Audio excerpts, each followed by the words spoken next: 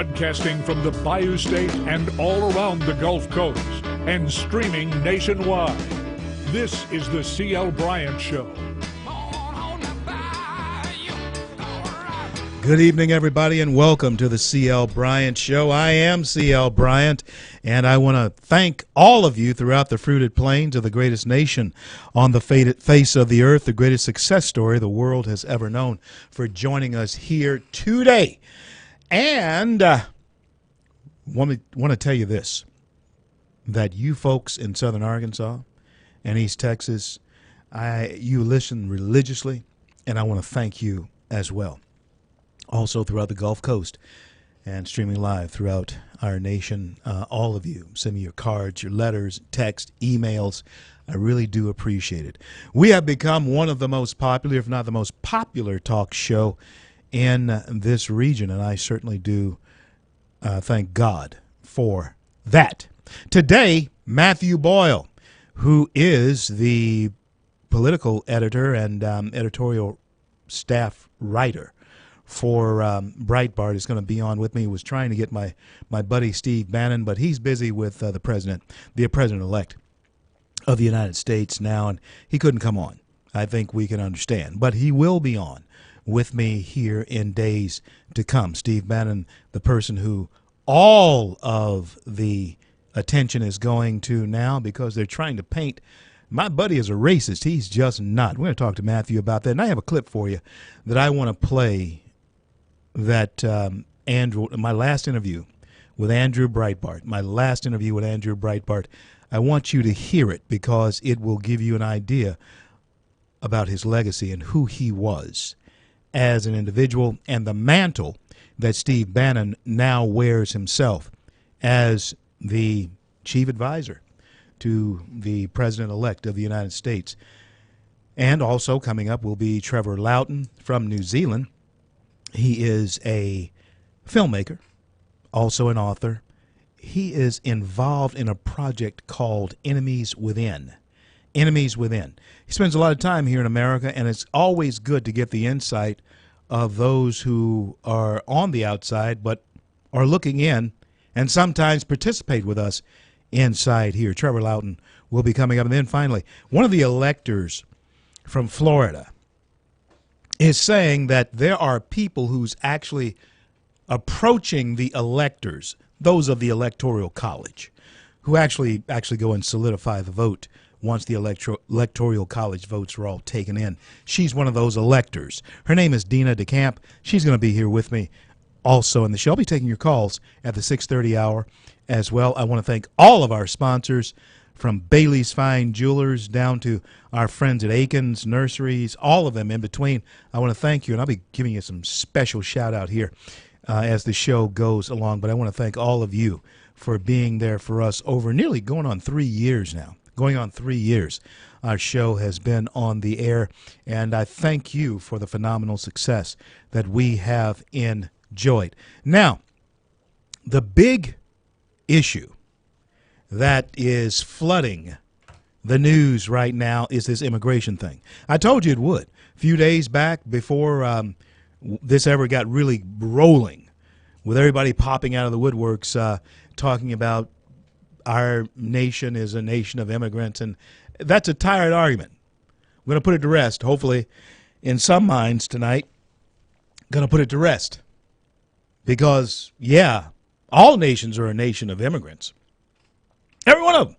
Every one of them. Somebody will say, well, Greece is not. The Greeks have always been Greeks. No, they haven't. They have been invaded by Turks. You go back in time through the historical digs and all that, you'll find pictures of blonde Greeks. You don't find blonde Greeks much anymore. You know why? Because the Turks, well, they became immigrants for a long time, for about 400 years, thus making the Greeks mostly dark-haired. America is a nation of immigrants, and we hear the argument all the time about the Native American, the poor Indian, as we call them, they were called, and now that's politically incorrect. You can't call them Indians anymore. You got to call them Native Americans or Native people, whatever you want to call them. But yeah, they were immigrants too. You know, you remember that land bridge that they supposedly walked across on. There probably were people already here when they walked across that land bridge. Because when they walked across the land bridge from Northern Europe to here, they weren't what you would say are Indians. Now, no, they're not. They weren't what you would call Indians now. So they're immigrants too. And when you think about the boundaries that were set up between the tribes here, you know, the tribes were always invading each other's boundaries. Yeah, they had tribal wars. Yeah, sure did. Well, folks, when we talk about a nation of immigrants, well, lo and behold, these folks showed up on boats. And they began to invade the same boundaries that the tribes that were already here were invading already. It's called the way of the world. The story of mankind is a story of human suffering. I don't care where you tell this story or where you look at the story. It is a story of human suffering, and it will be in my belief system until Jesus comes.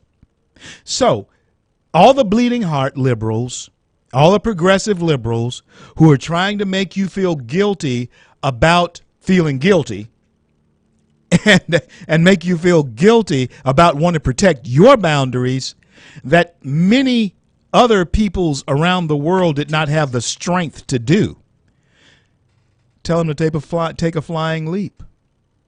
All we're trying to do in America right now is protect the boundaries that we have so that we don't go the way of so many other countries who did not learn the lesson of having strong, secure boundaries. Are you hearing me? If we take any kind of lesson from humanity and understand that just about every nation that's ever existed on the face of the earth was invaded hostilely or overtly, we need to learn the lesson that we need to protect our boundaries, and we need to be vigilant over who comes in to our living space. The same way you would be about your own home.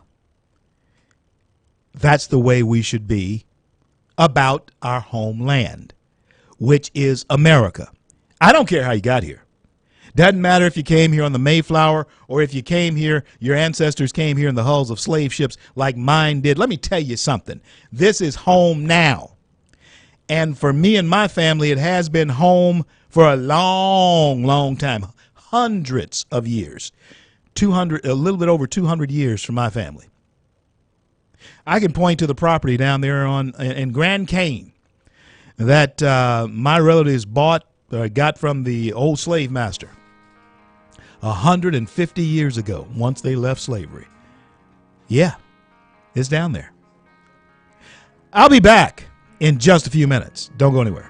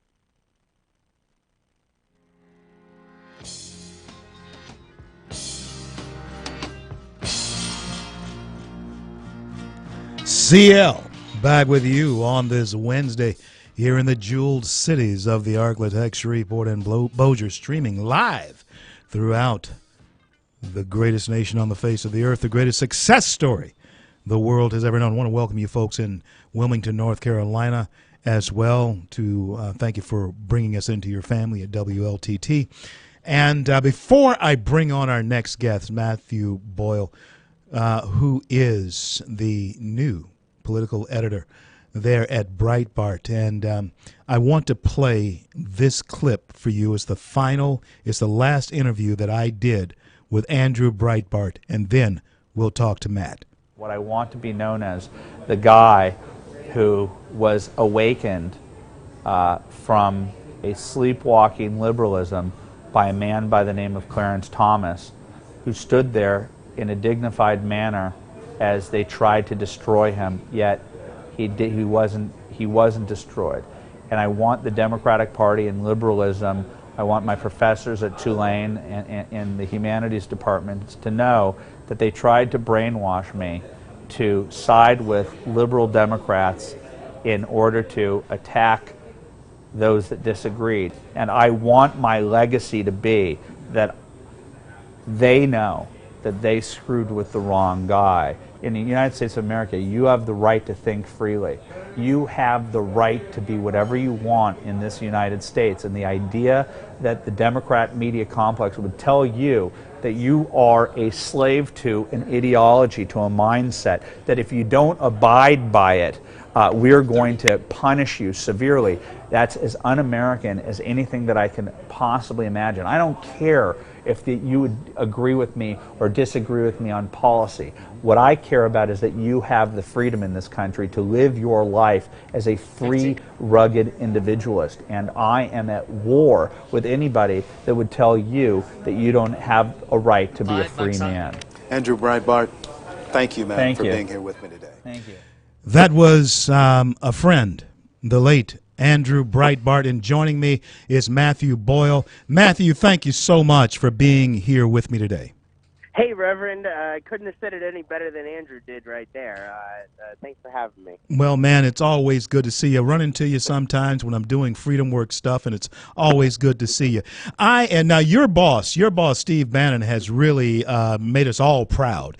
And I know that he has a lot of people, a lot of detractors out there, but I got to tell you, Matthew, I am just so proud of Steph Bannon that I just cannot tell you. Why is it, do you think, that the progressive liberals are trying to take him out? Look, they're trying to take out Steve because he represents a threat to the way that the swamp has operated in Washington, D.C., the taxonomy of the swamp, the Pravda, the media, the way that the media works. I like to call the mainstream media now, CNN, Politico, all of these, Washington Post, New York Times, all of these places that refuse to tell the truth over the course of the election, over the course of the past several years, and really over the course of the past several decades. I like to call them Swamp Pravda, because what they do is they sit there and they serve more as public relations professionals for protecting the status quo in Washington, D.C., rather than reporting the truth. And again, if people read Breitbart over the course of this election, then they would not be shocked by what happened with Donald Trump winning in a landslide victory. And you're absolutely right. But they're trying to paint you now, Matt, they're trying to paint Breitbart as a rag for racist and a haven for those who are white separatists. Answer that. That's just silly. That's not true. It's so far from the truth. It's ridiculous. We at Breitbart believe in opportunity, in freedom, in a chance for everybody. Sure, we are nationalists. We don't try to shy away from that. I think Donald Trump is a nationalist. I'm a nationalist. Matt, I am. Right. I'm a black conservative. I'm a nationalist. Right, but it's a populist nationalism. Right. The reason why it's not a race-based nationalism. This is an important distinction. It's a class-based populism, a class-based nationalism, a populist nationalism, and the reason why is because the institutions that have been empowered by our media, by our government, by our financial sector, by our cultural leaders in Hollywood, they are broken. They are failed institutions. So what we're seeing right now is a revolution by people across the country that are saying enough with this, enough with Hollywood telling us what to think, enough with Washington politicians not doing what we want, what we sent them there to do, enough with the lobbyists running the show in Washington, enough with the mainstream media telling us lie after lie after lie and refusing to report the truth. Enough with Wall Street continuing to get their agenda passed while everybody else suffers across the country. That's why people voted by the millions to elect Donald Trump in a landslide election. This was 306 electoral votes. That is a landslide. That's more than George W. Bush ever got. That's more than the Clintons ever got. This was a landslide election on November the 8th. That's why people said change to Washington. And the reason why they're freaking out about Steve right now, the reason why they're freaking out about Breitbart is because of the fact that they know they can't control him and they can't control us. We're going to continue to report the truth. We're going to grow. We're going to expand. And we're taking down the entire permanent political class. Enough of the game. Never back down. Don't. That's one of the things that I could call. I still, in fact, I still have Andrew's number in my phone. I'll never erase it out. I'd call him in the middle of the night, and he'd always say, "Never back down. Don't back down." And we haven't. And I love your spirit, man, because you're carrying the spirit of Andrew right now. You got the fire and the desire, the same thing that he would have said. Now, how about the staff picks that might be happening there? I'm not really sure if I'm all sold on Giuliani being Secretary of State. What do you think? Well, look, I think that if Rudy Giuliani is selected as Secretary of State, I think he's a tough guy, and he's somebody who represents Trump. And look, I think I trust Donald Trump to make the right decisions in all of these different situations. This is a tough thing, bringing together a cabinet, but I do think that the cabinet is going to look, and the entire Trump administration is going to look a lot like the Trump campaign, in that it's going to be filled with outsiders that want to change the way Washington works, that want to actually do the things that Donald Trump talked about over the course of the campaign. This is not going to be one of those where he campaigned on one thing and he does another. I have confidence. I know Mr. Trump. I have confidence in him that he's going to empower the right people to carry out the Trump agenda, which is an agenda of change, an agenda of re-empowering people who have been forgotten. Hold that thought right there, Matthew. Hold that thought right there. I'm going to be back with Matthew Boyle, the new editor, political editor of Breitbart, when I return.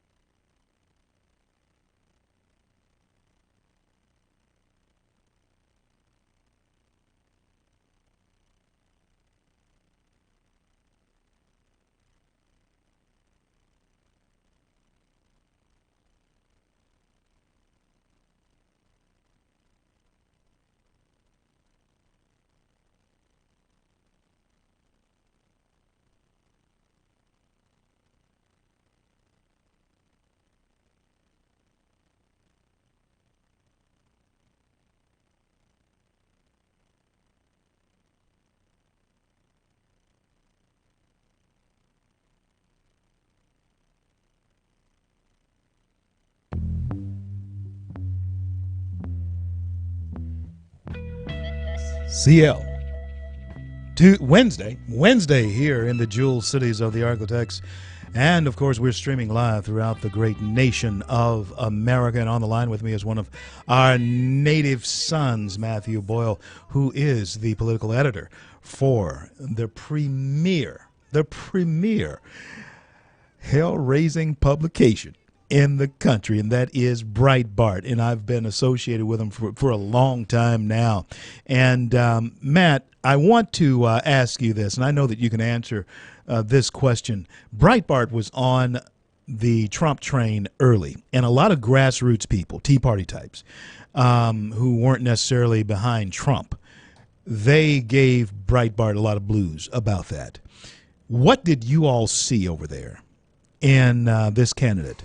That, I mean, look, we tried to give a voice to all the Republican candidates for president, and so that was one of the key things that we tried to do. And so we weren't necessarily against many of the other candidates. Some of them we were pretty aggressive with and covered, some of them not. But the thing about Trump that we saw was that he was kind of speaking to that disaffected group of people across the Rust Belt. I mean, look at the states that he won that made the difference in this election. He won Florida. He won North Carolina. He won, but more importantly, I think, is the Rust Belt states. He won Ohio, Pennsylvania, Michigan, and Wisconsin. Now, all four of those states are a huge difference. I mean, all of them went for Democrats in the last two presidential elections, and all of them went for Trump this time. Those four states. So what you have to do is you have to see somebody that's able to speak to what was previously known as the Reagan Democrat out there. We've started calling them the Trumpocrats. These are people that are, potentially lifelong Democrats, but feel like Washington has left them behind. Feel like the political class, the mainstream media, is speaking right over their head and forgetting about them. And they're struggling. They want to get ahead too. Everybody in this country should have an equal opportunity. They should all have a chance at success. And what we've seen is that the political class forgets about those people. So what Trump was doing was he was taking his message right to those people. And we noticed that pretty early, and we noticed that people were excited about him all across the country. And so that is what was the recipe for success with Trump's campaign. What he did was he brought together a coalition of the base of the Republican Party, along with people who maybe haven't voted before or had previously voted for Democrats for president. A lot of people that wanted change when they were listening to Obama.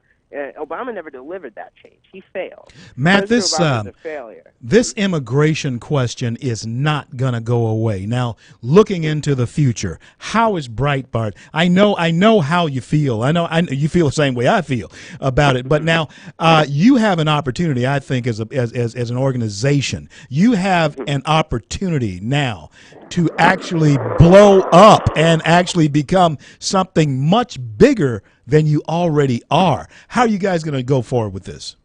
Yeah, look, I think what we're going to do is we're going to continue to focus on the issues. We're going to, you mentioned immigration. Immigration is probably one of, if not the most important issues in our country right now, because it's not like we want to go out there and round up and deport everybody that's here illegally. That's not we want to, we support legal immigration.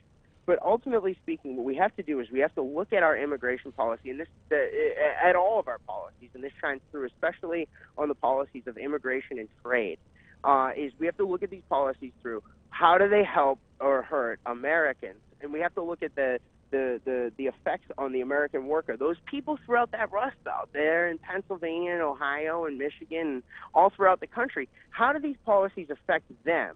That's what we have to ask before we do something.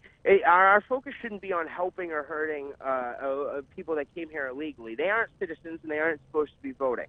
Our focus has to be on how do we help American citizens? How do we help as many Americans as possible? How do we give opportunities for success to as many people across the country as possible? And the places where you see this, and this gets back to your first question there about why Trump was appealing to people, is you really see that worldview shine through on the two major issues of immigration and trade. And so if we have an America First worldview on those issues, and I think we're going to be okay. Especially also on national security, right? So we've got to secure the border. We've got to deal with the national security threats that exist out there. We can't have this It can't become the new normal that there's another terrorist attack every 3 weeks or so, or every 3 months or so. That shouldn't be happening. There should be exactly 0 terrorist attacks in the United States. That should be the new normal. There should be exactly 0, and that's what we're going to get to. We have to get people that are problems out of our country, and we can't let them in. And so we can't let in people that are radicalized. We have to get people who are problems out of our country. And folks, that is the bottom line. Listen, Matthew, fight the good fight. I know you are, because I know you will, because you are fighting the good fight. And hey, listen, in the words of our late mentor, don't back down. Don't back down, brother. We never will. We never will. God bless and keep you. I'll talk to you soon. All right. Thanks, Reverend. That was Matthew Boyle, who is the political editor for Breitbart, which will, if not already, be the premier publication and organization in this country as far as right-wing opinion is concerned. Yeah. I'll tell you unashamedly, Steve Bannon is a great American. And anybody who's trying to pull him down, they are liars about him being a racist. Listen, folks, I know racist. I have known racist throughout my life, and Steve Bannon is not a racist. In fact, racists don't mind you calling them racist, because that's what they are. Bannon is not one. Don't listen to that crap. We'll be right back.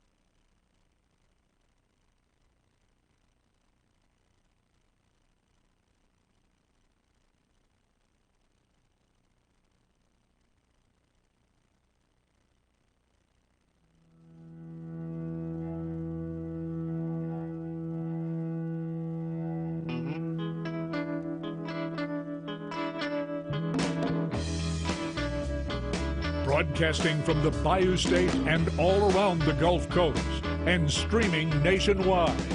This is the C.L. Bryant Show.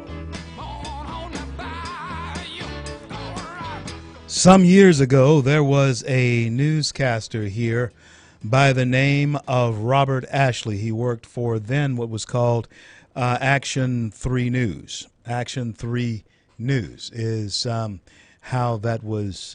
how it was called when he was out on the street doing interviews. Robert and I went to Fair Park together. He was a year ahead of me. Great receiver he was. Played football. Tim, and all of us were there at Fair Park at the same time. Anyway, Robert went on to do Action 3 News on the street reporting, and he moved to Dallas. And when I was over there, and for you folks who don't know, I have not always been conservative. Okay, I have not always been conservative. In fact, 23, 24, 25 years ago, I was very much liberal in practice. But I think my core values have always been conservative. Otherwise, I don't think I could have come home to them, because that's exactly what I have done, is come home to what my grandparents and what I was taught in my church. And unfortunately, so many people who have bought into the liberal agenda don't understand that they're really strayed away from their core values that they got from people who were very much conservative. And if you look back on the way they would think about how we are today. But anyway, Robert Ashley went on to do radio there in Dallas, Texas. And he was very good at it. I believe Robert was very successful. I haven't talked to him in years, literally years. I mean, it's been 20 years at least that I talked to him. Said all that to say this. I was once the president of the NAACP in Garland, Texas. Anybody familiar with Dallas, Texas, knows that 25 years ago, Garland was the largest bedroom community of Dallas County. You know, Dallas being the main city, of course, Garland being just a bedroom community there. And I was president of the NAACP there. It included Plano, Mesquite, Rowlett, Saxe, those outlying areas as well. That was my territory. Okay, Robert Ashley, formerly of Action 3 News, heard that I was in town, gave me a call, and he said, I want you to do an interview with me, and I don't know if you want to do it or not, but I'm going to have on with me the Grand Wizard of the Ku Klux Klan. His name is Scott Patrick, and I want you, of Texas, and he was the Grand Wizard of Texas, and I want to have you on, and I want to have him on, and I want to see where this goes. Okay, NAACP president, Grand Wizard Ku Klux Klan of Texas. Now, as Breitbart said in that clip, I don't care if you disagree with me on policy, which Scott Patrick and I invariably did disagree on policy civilly. We talked to each other in civil tones and very respectful tones, as men should, regardless of our personal and beliefs. But this is why I want to bring this up. We are now in a country here 25 years later from that, because that was the late 80s when I had this conversation and this interview with Scott Patrick, former Grand Wizard of the Ku Klux Klan, Grand Dragon, Grand Wizard, can't remember which is which, but of the Ku Klux Klan there in Texas. And I did meet with him sometime later, face to face. This is what I took away from all of that, and this is what I've taken away from my meetings with Al Sharpton. I've never met Minister Farrakhan, but I have met many people who are racist in their views, in the sense that they believe that their particular flavoring of being human is superior to anybody else's flavoring of being human. That's basically subscript of being that's the foundation of being a racist, is believing that because you are from a certain branch of humanity, you then, by, in fact, some people feel divine right, are superior to all the other humans on the face of the earth. And they come in all colors. No, see, there are some black people who don't think that black folks can be racist. Yes, they can. In fact, I think Chris Rock says it best. He says there are no bigger racists on earth than in America, old black and old white men. Black men and old white men sometimes display attitudes from the time period that they grew up in. Unfortunately, that type of attitude is being mimicked by a group of young people who did not come anywhere close and do not come anywhere close to understanding the time frames that type of attitude comes out of in America. No, there's nowhere close to that. Even I'm not nearly as old as some of the men that I'm thinking about, white and black. I'm not nearly as old as they are, but I do understand where they're coming from because of the time frame that they are referencing. I remember drinking from black and white, colored and white water fountains. I remember Negro Day at the fair, and I have chosen not to be bitter about that. Why? Because you could cry for all the time that you waste, but friends, that would be a waste of time and tears. You have to move forward from where you are and hopefully realize that you hopefully are more understanding of what this is about than they were.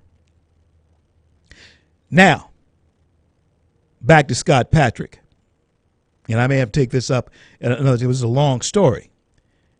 But back to Scott Patrick, the Grand Dragon of the Ku Klux Klan, and myself, then NAACP president, walked away from there knowing one thing, that he wanted for his children the same thing I wanted for mine. He wanted for himself the same thing I wanted for myself. And once we were able to talk about it, even though we didn't change each other's mind, the stereotype was busted, at least on an individual level. You think about it. I'll be back.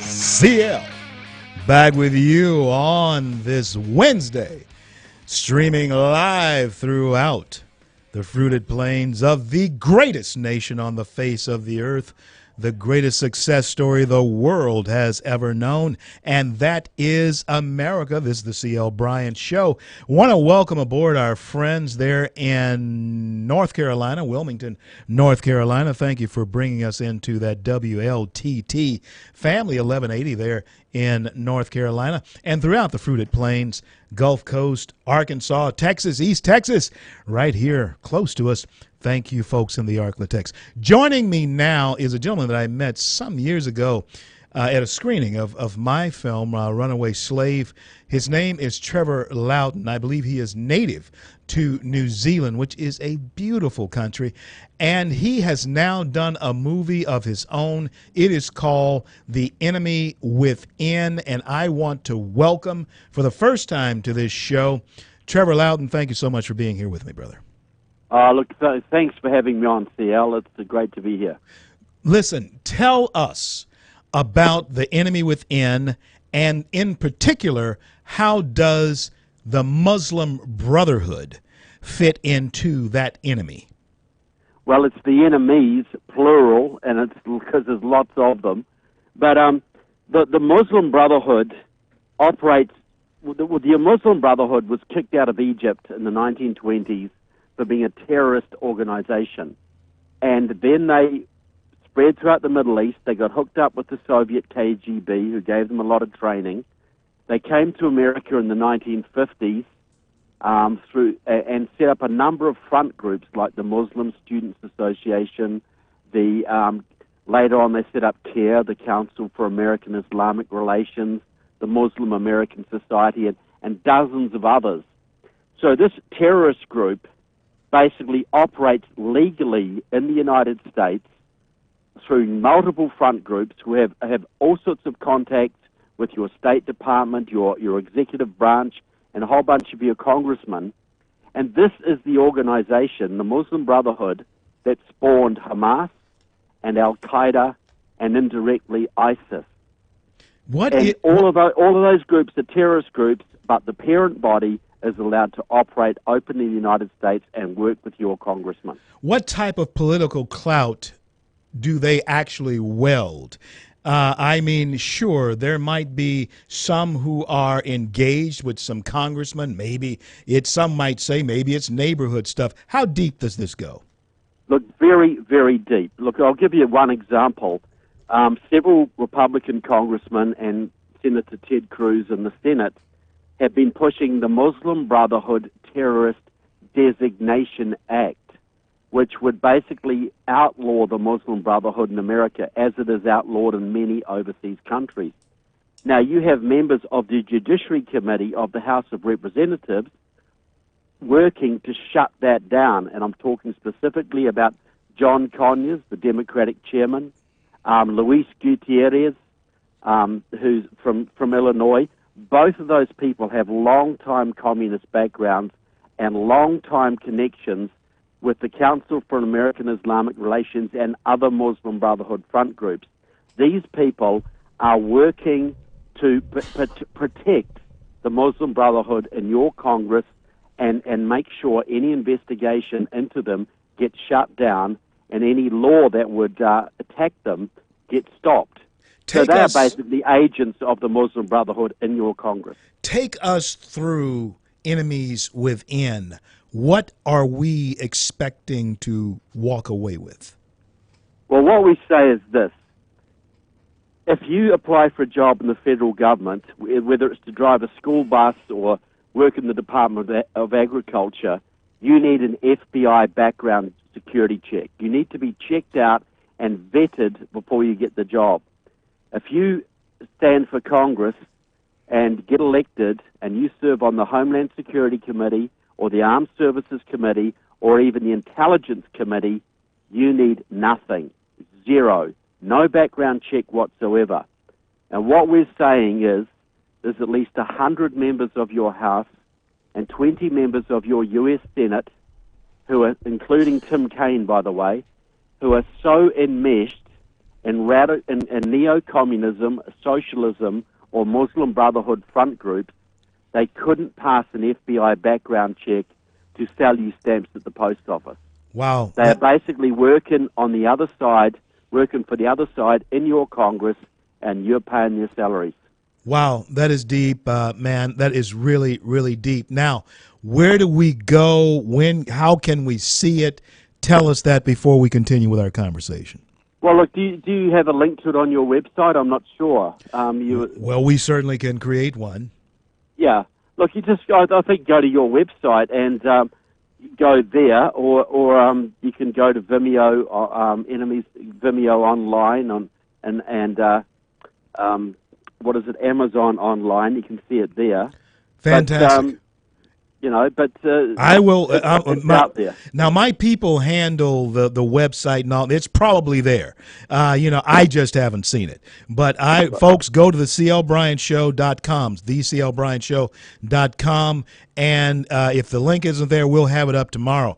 And I'll tell you this, Trevor, I want you to stay with me through the break. Want to talk to you a little bit more because, folks, I want all of us to understand, and from Trevor's perspective and in his opinion, and he's big time as far as the way he's driving this thing. Because when you think about those who are in authority, those who are holding public office, truly, but have not been vetted, as he said, and probably could not pass an FBI background check, then that is something that should be of great concern to you. Now, Trevor, when we return, I want to talk to you about, let's start talking about it now. The marriage of radical Islam and socialism. Do the twain meet? Well, they're both totalitarian systems, and they both have a common enemy. They both hate Israel, and they both hate the United States, because they understand that if they want to dominate the world, the United States has to be taken down. Now, the Muslim Brotherhood started working with the Soviets back in the 1930s. They were trained in the Bekaa Valley in Lebanon. The Soviets helped them to set up Hamas, and the Soviets were very heavily involved in the genesis of what we call radical Islam today. And in America right now, most Americans think there are no communists left, even though they've just seen huge communist rallies against Donald Trump over the last few days, and huge communist-controlled Black Lives Matter rallies all of last year. But they don't think communism's there. But what we're saying is the communist groups in this country, specifically Communist Party USA, Freedom Road Socialist Organization, and the Workers' World Party, they work very, very closely in this country with CARE, with ISNA, the Muslim Students Association. Hold that thought right there, Trevor. Hold that thought right there. We're going to be right back with Trevor Loughton, the creator of Enemies Within. Go to TheCLBryantShow.com. You can pick it up there. Be right back.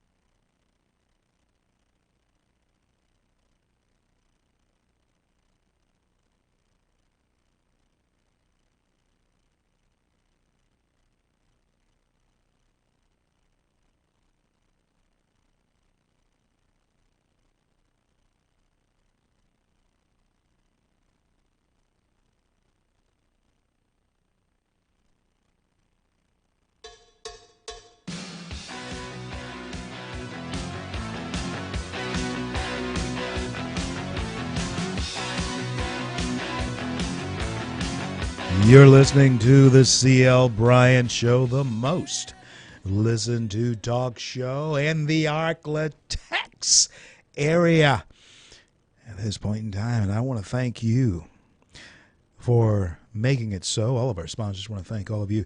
Chevyland, Subway, Yoakum Toyota, along with Tiger Axle, and, hey, Weimer and Associates. Jack Spring Electric. Thanks for being there for us. And when you visit them, help them, you help us. And I got more to talk to you about. Crime Stoppers has something going on Saturday that I'm going to be at. Want you to show up. We're going to be raffling off an AR-15 there that will be given away on Christmas Eve. Oh, what a gift. What a great American gift. On with me now is Trevor Loughton. And he hails from the great place on the planet, and that is New Zealand. But he is one of those types of people who has unique insight into the way America is falling off of its perch and how it's being taken down methodically by people like the Muslim Brotherhood, communism, and socialist like George Soros. Speaking of George Soros, Trevor, is there a social engineering that Americans aren't aware of, and how is it that we are missing the molding of an American mindset, in your opinion? Well, absolutely there is, and George Soros has played a huge role in that by financing, he finances the Black Lives Matter movement. He's been financing people involved in the recent anti-Trump demonstrations, but also he financed the Empty the Jails movement and the degradation of the criminal justice system, the drug legalization movement, and a whole bunch of other things. Anything that can weaken America, he'll be there. He'll be there funding it and directing money. That guy should be out in front of the House Un-American Activities Committee.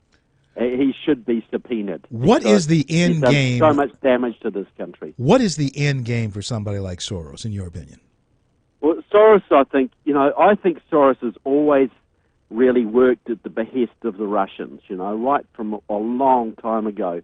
And I think his aim is to weaken America to the point that America can no longer defend itself and can no longer resist becoming just one more province of the United Nations. That's where I think he wants to take it. So America is a borderless, defenseless, characterless province, of the United Nations, where America, as we know it today, ceases to exist. The deception that's known as Barack Obama, he was a deception, in my opinion. I get in a lot of trouble with that. He was a deception. But now, what is he, and was he, and will he be, in your estimation, an ongoing cog in this wheel of trying to weaken America, in your opinion? Look, I believe so. Barack Obama started out in the communist movement, at Occidental College. And we go into that in the movie. We interview a guy who was in the same communist group as Obama at Occidental.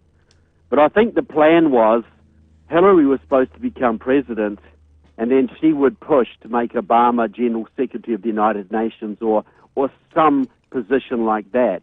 But that's all been thrown into confusion now because, the unthinkable happened.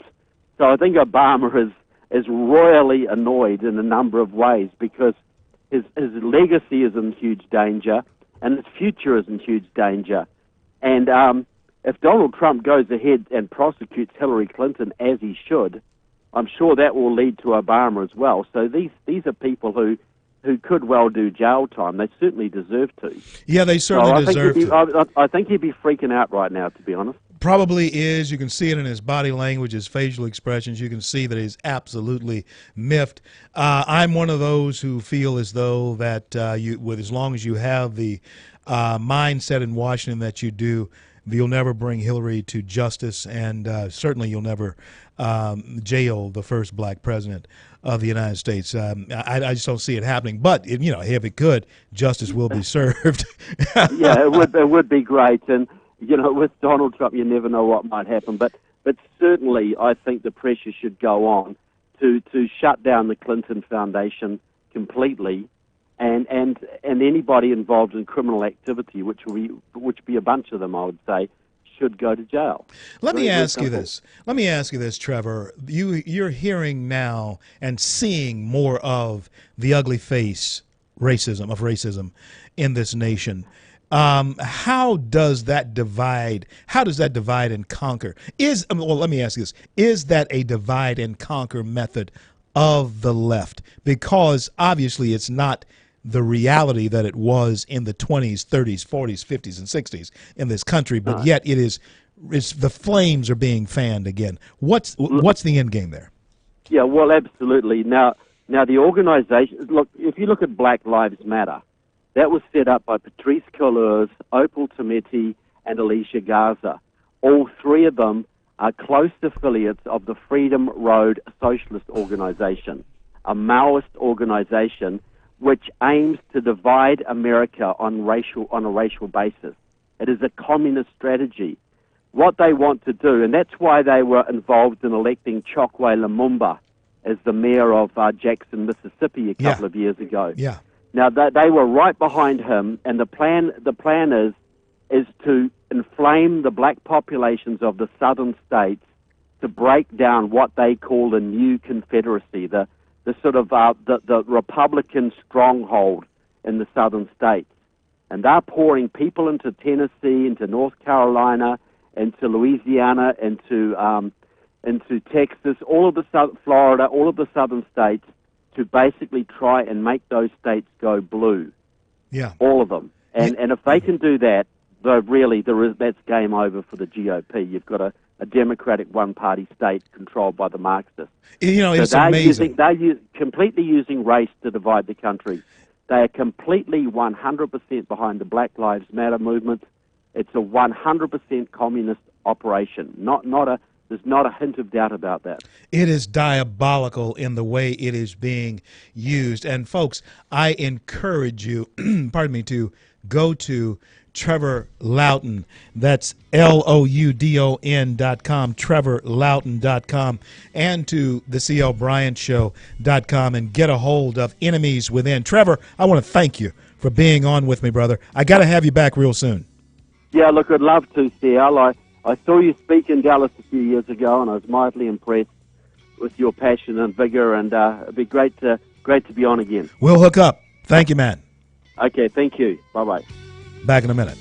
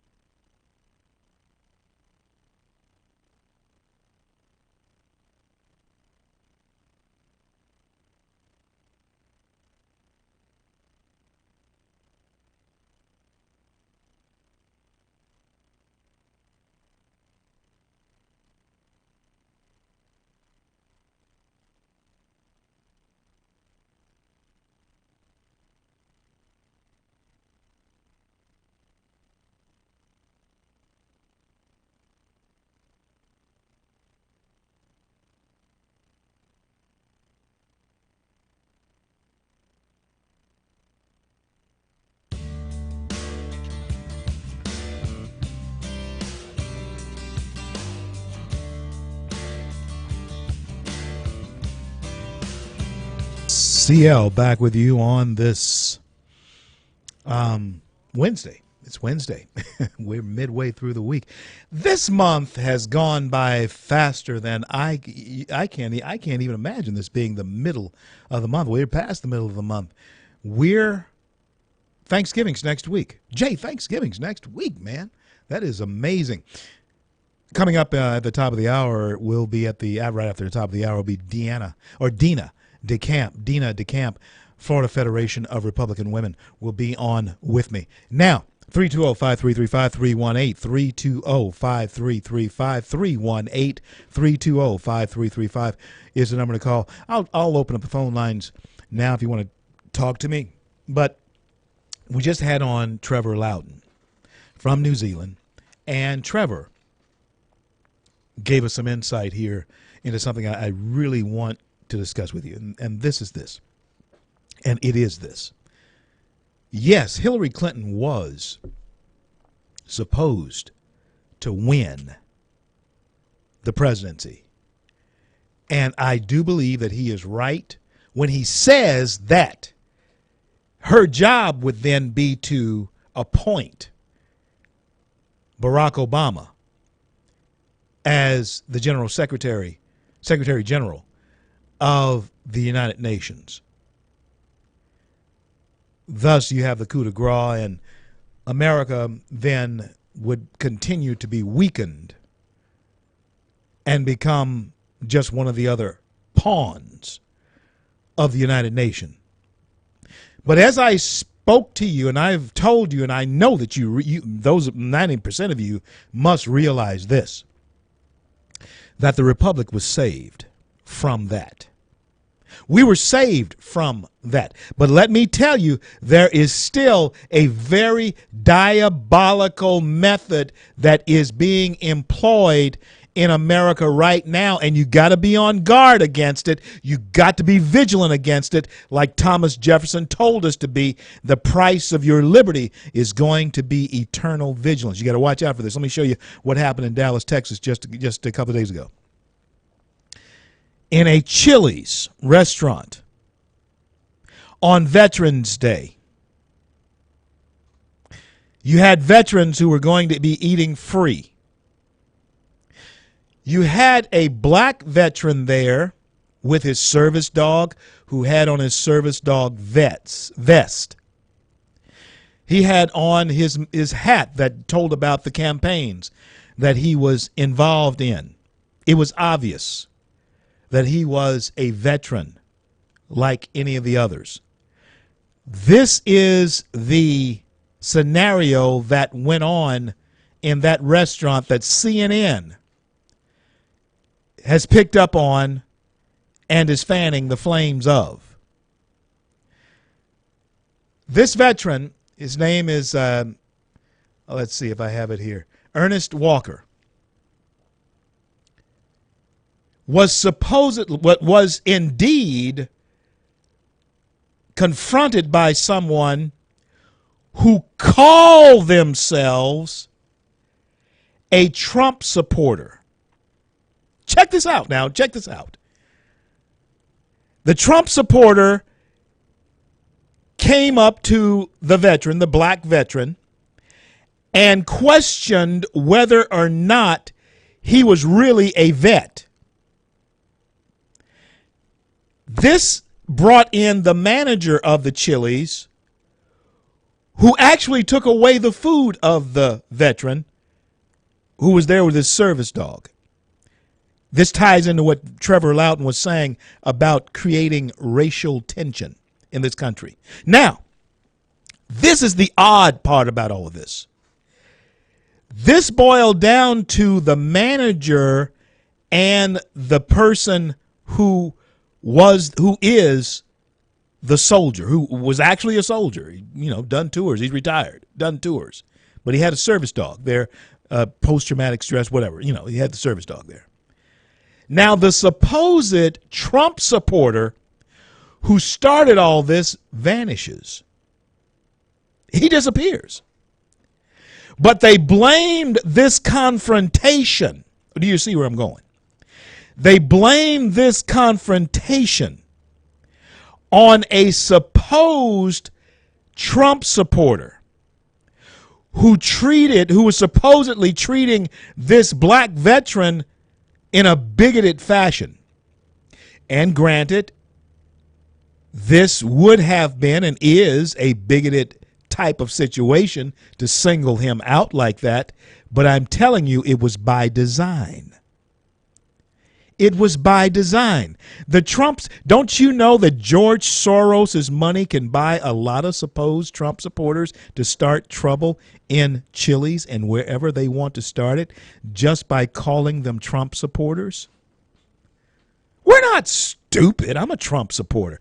I'm not stupid. You're not stupid. And none of us would ever disrespect a veteran like that. Because the truth is going to be found out anyway. There are other veterans who know. Veterans know how to identify other veterans. And one thing I hate is stolen valor.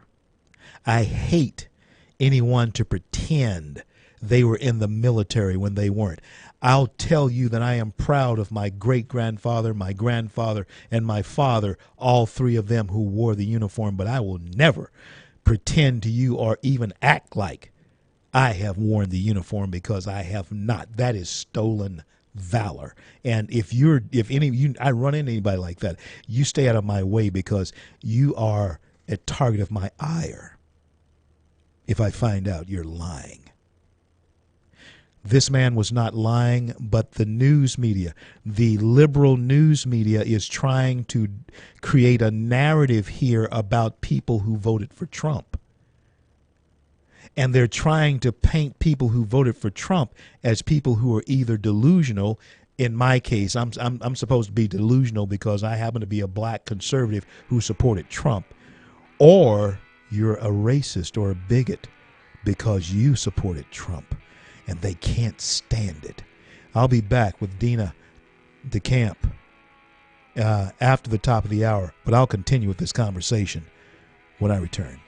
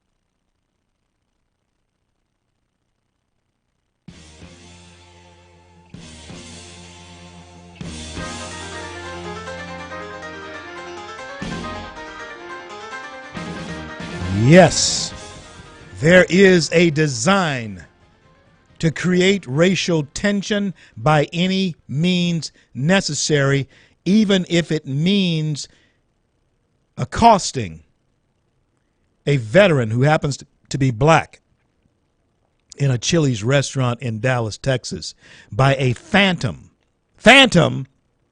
Trump supporter. George Soros is creating phantom Trump supporters who are going around, according to CNN. They're not saying that they're phantom. CNN is actually saying that these are real Trump supporters, but I know better. You know better. You should know better. If you don't know better, I'm telling you better. This is Soros money that is painting the swastikas on the churches. It's Soros money behind creating the leader of even students to start chanting, "Build the wall, build the wall." This is Soros money that is doing all of that. It would not be happening if Hillary had won. Oh no, you would be experiencing for these last 8 days the most kumbaya kind of moments that we have ever experienced in America. But because the social design that was being implemented in this country by getting her elected was trumped, it was put down. Now you have to cause the civil disobedience, and the social engineering has to kick into a different level. There has now to be those who create civil unrest, and you have to be careful because the price of your liberty is eternal vigilance. You have to watch out for it, and you have to see how unlikely some of these things are. You think folks just going to start pulling on the headdresses of Muslim women just because now Trump's president? We can pull on the headdresses of Muslim women, or we can now attack black veterans in a Chili's and question whether or not they are veterans because Trump. No. That is design. That is something that is uncommon. That doesn't happen. That is design. And surely when an organization like CNN attaches their brand on it and say, oh, it was a Trump supporter who did this to that black veteran, be very suspect, especially when the Trump supporter cannot be found now. But the manager gets fired because that idiot, and he had to be an idiot, actually took the food away from the black veteran. And hey, listen, I ain't mad at him for filing suit against Chili's for having somebody that stupid working for them. But this is my warning to everyone in business, wherever you are, the price of your freedom, the price of your liberty in business in this country, particularly if you are Christian, particularly if you are conservative, particularly if you are Republican and people know it, if you are a patriot, if you love America and not ashamed of it. And let me tell you, don't you be no coward. Don't you back down, as Breitbart would tell you. Don't ever back down. They'll never back down. If they want to fight this fight, then folks, let's make them fight it. Are you hearing me? Let's make them fight it. If this is the way, if this is the ground they choose to engage us on, they've chosen some ground that we actually like to fight on. This is ground that we can fight on, because guess what? We could become righteously indignant about folks who want to start that type of idiocy and fight that type of fight in this country. We can actually fight it better than them if you're not afraid. We've been called worse names. for the last 8 years, conservatives, Republicans, grassroots people, we've been called worse names. But they have to step up their game now because a huge wrench was thrown into the works and is jamming it. The Democrat Party is in disarray. Nancy Pelosi's, the vote on her remaining minority leader has been postponed. Why? Because they need to regroup. Harry Reid is out. He's going to ride off into the sunset. So the duo, the diabolical duo, the evil twins of Nancy Pelosi and Harry Reid have been dismantled. And the Democrats do not have control of the House. They do not have control of the Senate as they did even while Republicans under Obama had control of the House and the Senate. Nancy Pelosi and Harry Reid, if you really pay attention to it, they were still in control. Even though you had Paul Ryan and Mitch McConnell calling themselves majority leaders, they weren't. Harry Reid and Nancy Pelosi were still running the show with Obama in the White House. New sheriff in town, Paul Ryan, is now coming back on the reservation. And Mitch McConnell ain't saying nothing. No, he ain't saying nothing. And folks, you got to speak up. Anti-Pest, Avalone Doors, along with One Planet Solar, Good Life, Health Food and Deli, B&J Flooring, along with Jack Spring Electric, Red Wing Shoes, and Mercatech, Breches Insurance. Thank all of you for sponsoring this segment of the C.L. Bryant Show. I'm going to be back in just a few minutes with guest Dina DeCamp, Federation of Florida Republican Women, when I return.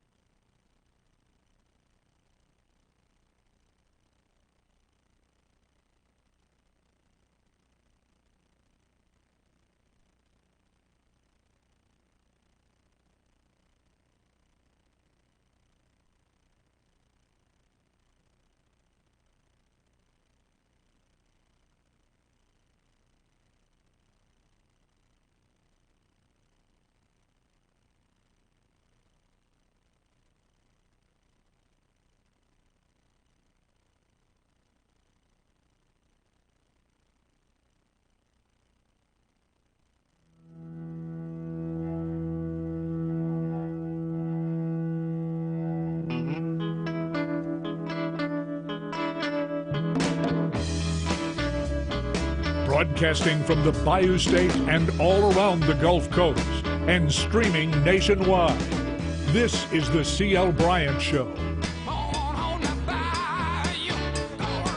It is I, your native son, CL, on this Wednesday here in the jeweled cities of the Arklatex, Shreveport, and Bossier, streaming live throughout the great nation of America, the greatest success story the world has ever known. And I want to say hello to our friends in Wilmington, North Carolina, and our flagship station right here at Town Square 710 Keel.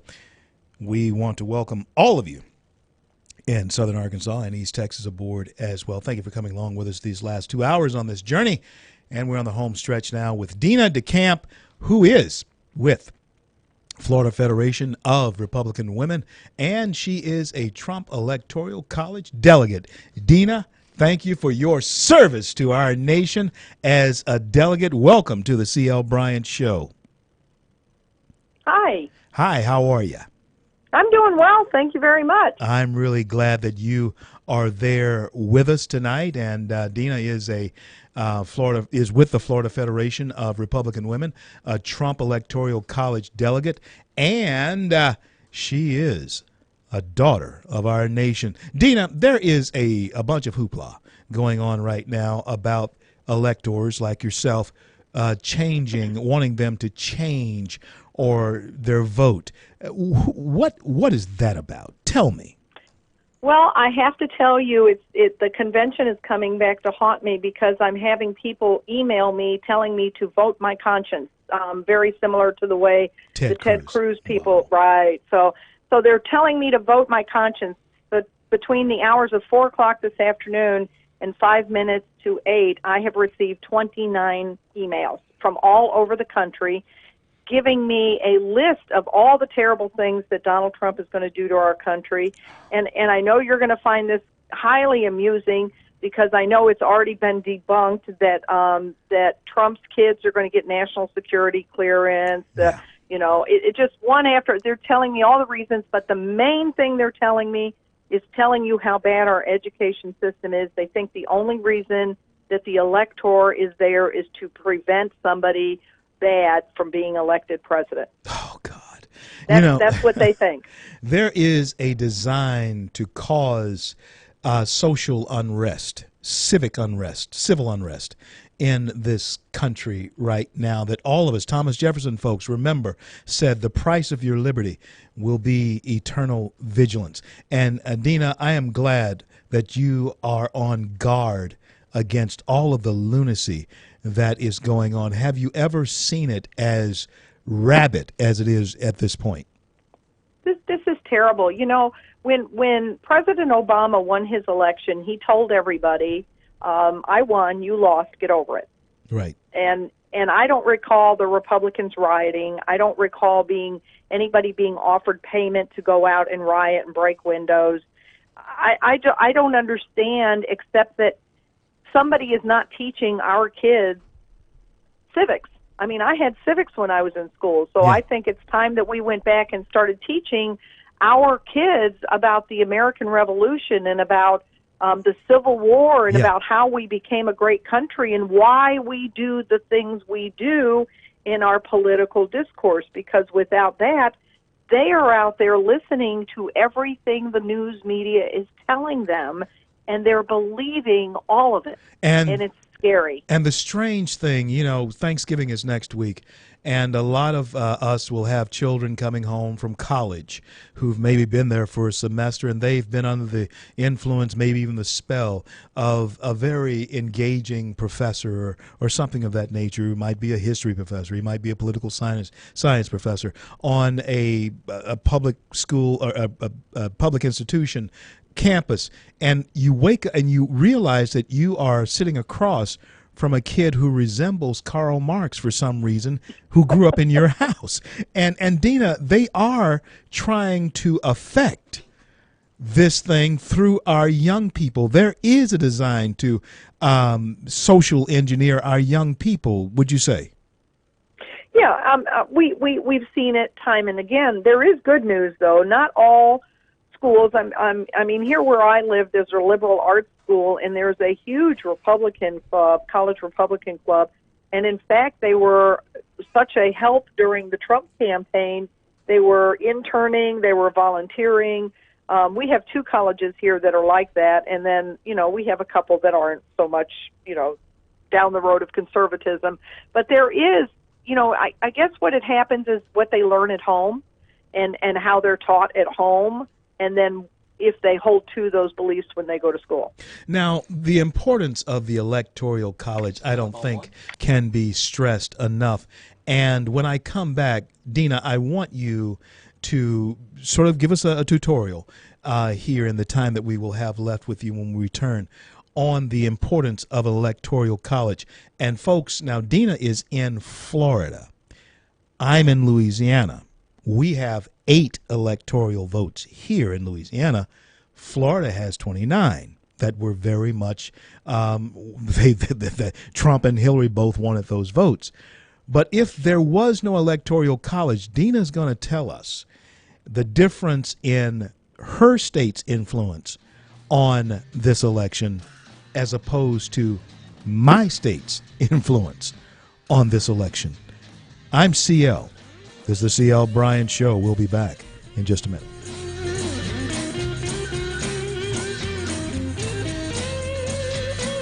There must be some kind of way out of here. Say the joker to the thief. There's too much confusion.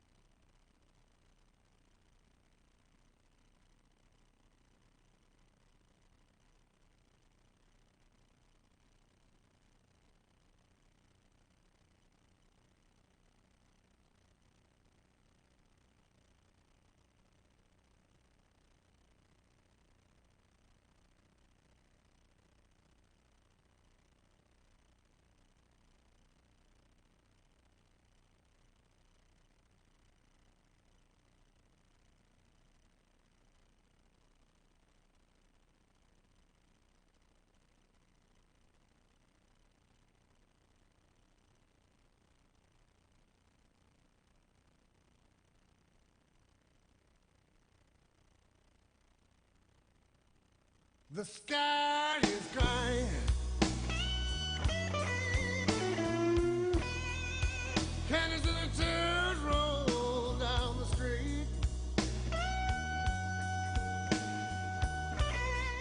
Dina DeCamp is on with me. She is with the Federation of Republican Women there in Florida.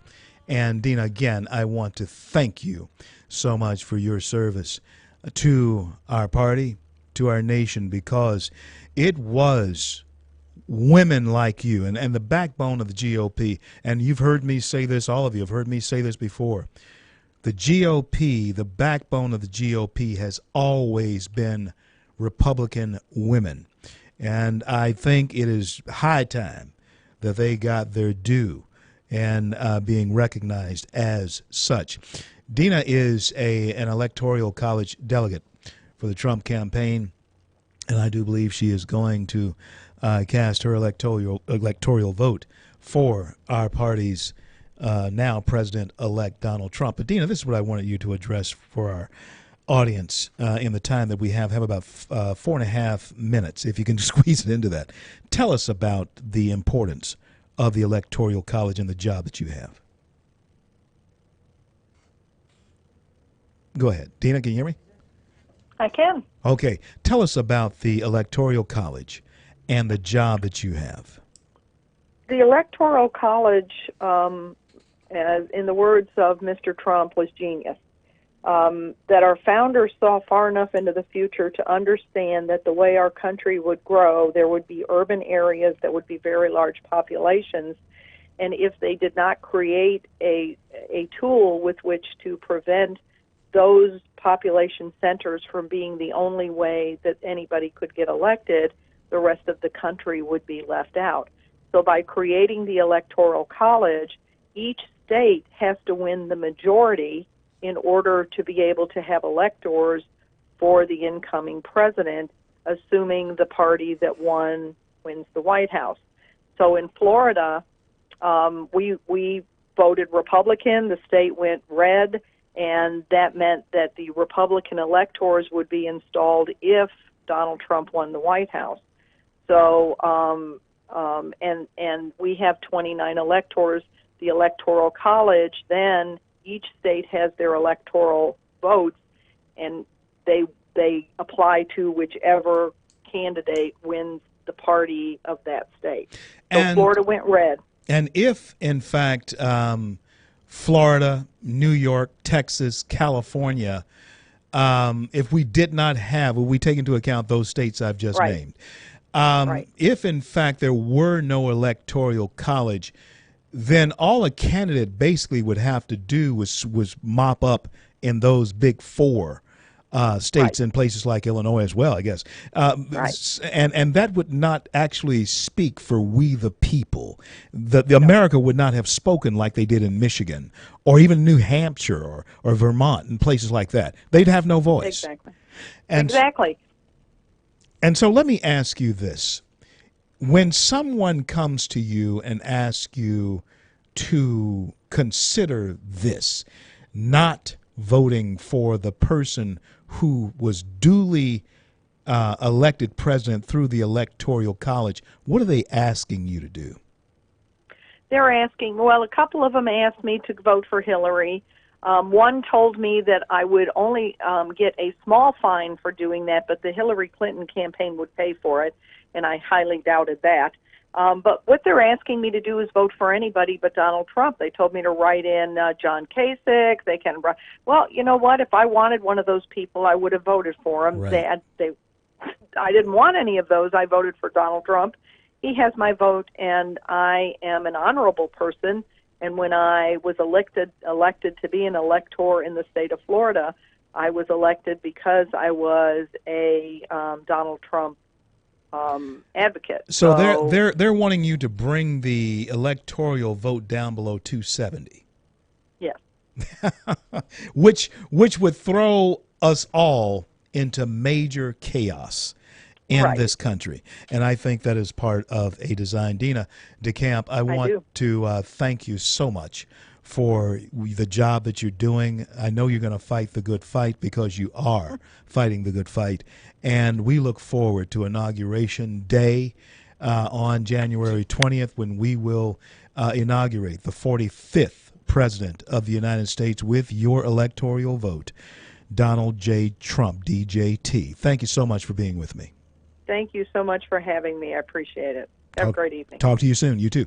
All right. I'm CL. This is the CL Bryant Show, and we're going to continue now with this as we head toward the close of the show. Listen, folks, there is, even in the conversation you just heard, a social engineering that is going on. There are people who would want her to violate her own conscience, her own vote, and write in somebody like John Kasich. Kasich, are you kidding me? The governor of Ohio who didn't show up at the Republican convention that was in his own state.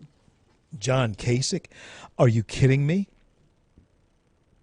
Write in Hillary Clinton or vote for Hillary Clinton to bring the electoral vote down below 270 to deny Donald Trump the electoral count that is needed for him to be president of the United States.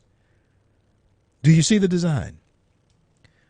Do you see the fingerprint, the handprint of George Soros, the Muslim Brotherhood, on all of this?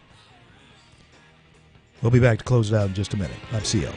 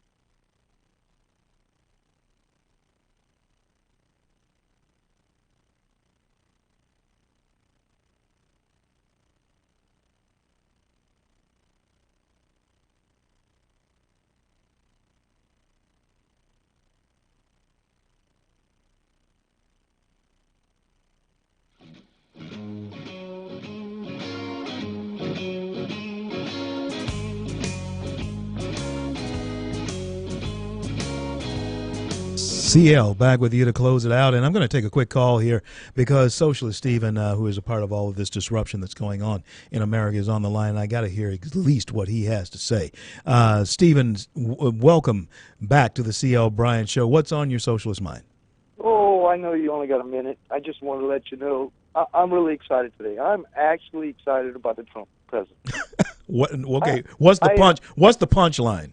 There's no punchline. I basically, just one of the things today, I was actually told what the proposals look like to fix Obamacare. So I'm really excited. I don't want to tell you. Just remember this: the fix is really for the insurance companies, and this is going to be good. Hey, let me tell you, whatever it is, is better than what we got. It's better than Obamacare. I tell you what, you got to call me back when we can actually argue about this and talk about that. Argue, because what I want to hear is when it comes out, because they're gonna pass this quickly, and when it comes out and they do what they got to do, I just can't wait to hear what you say. How this helps the American people. We'll see, especially if we're going across state lines the way we should. If we go across state lines, nothing to do with state lines. If we go across state lines the way we should, you're going to be happy. You're going to be very happy. They came up with ways to bring the premium down. The insurance companies got a plan to bring the premiums down. You're going to love this. They're going to make billions anyway. Either way it goes. You're going to love this. So will America. We'll talk about it, Stephen. Listen, man, take it easy. Okay. Talk to you soon. Bye-bye. Folks, here's the thing that's going to have to take place. Here's the thing that's going to have to take place. Yes, he's going to honor that. He's going to build the wall. Oh, he's going to build the wall because you have your young people on college campuses now, or they're needing therapy and all this kind of thing. Where do they get that from? They get that from their socialist professors. Oh, yeah. There's no other reason for their animosity because they came out of your house.